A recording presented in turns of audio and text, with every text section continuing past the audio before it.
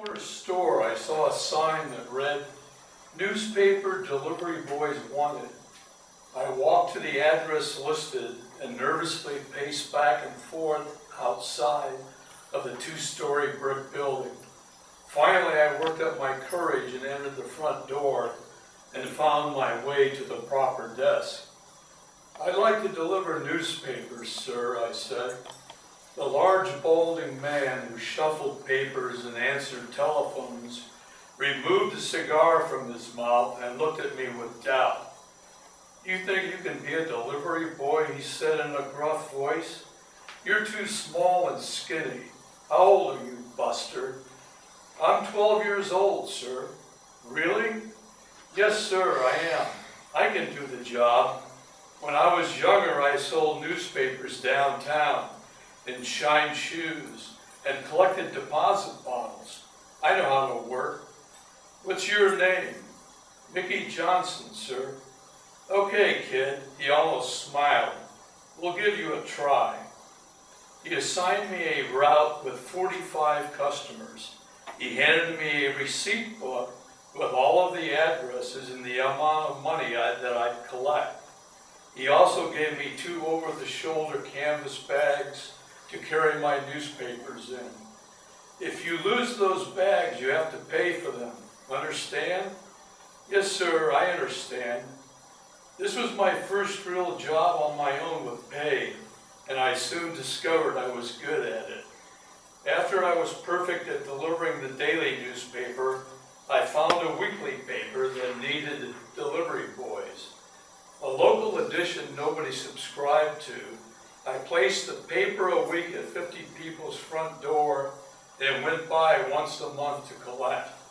I was paid half of that, and I gave no thought to being anything but totally honest about how much money I collected.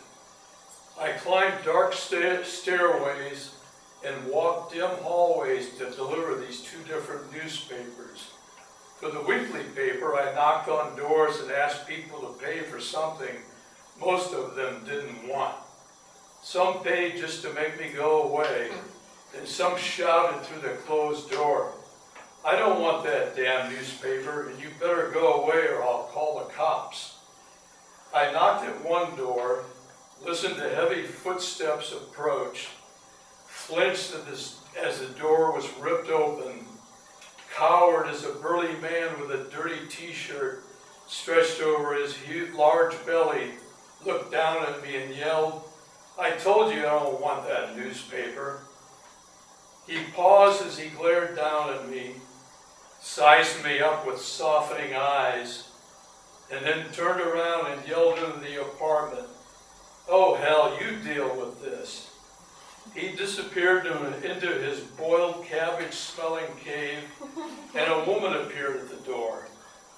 Heavily wrinkled, wearing thick makeup, and sporting puffy orange hair, she held a lit cigarette between her costume, jewelry, decorated fingers, and smelled like a full bottle of perfume had spilled on her. "How old are you, darling?" "I'm 12, ma'am," I said with my most innocent face on. Her smile showed yellow, uneven teeth as she searched through her bright green plastic purse. "Here you are, dear." She paid me and added a generous tip and patted my hand.